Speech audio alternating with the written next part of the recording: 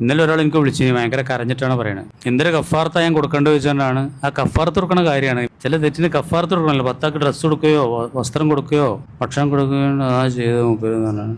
സത്യമല്ല, സത്യത്തിന്റെ വേറുണ്ടായത്. റമദാൻ മാസത്തിൽ നോമ്പുറിച്ച വിഷയമാണ്. ഭയങ്കര കരച്ചില്. ഇത് നിങ്ങൾ ക്ലാസ് പറഞ്ഞ് ചെയ്തോളിന്ന് പറഞ്ഞു. ആർക്കെങ്കിലും പാടാണെ പാടായിക്കോട്ടെ എന്ന് മൂപ്പര്.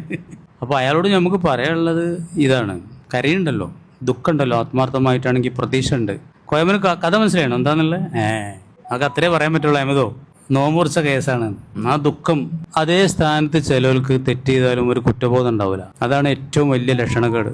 അവിടെ തൗബല്ല, മടക്കമില്ല, പിന്നെയും തെറ്റ് ചെയ്യുക തന്നെയാണ്. പറയാക്കാൻ നല്ലതെന്ന് എനിക്ക് തോന്നുന്നു. എങ്ങനെ പറഞ്ഞാലും ബേജാറേക്കാണ്. അപ്പൊ പിന്നെയും തെറ്റ് ചെയ്തിട്ടുണ്ടെങ്കിൽ രക്ഷല്ല എന്നല്ലേ അതിൻ്റെ അർത്ഥം അല്ലേ? അപ്പൊ അവിടെ പറഞ്ഞത് കുറ്റബോധത്തോടു കൂടെ പടച്ചോനെ പുറത്തു തരണേ എന്ന് പറഞ്ഞവൻ ഉറച്ചു നിൽക്കുന്നവനല്ല.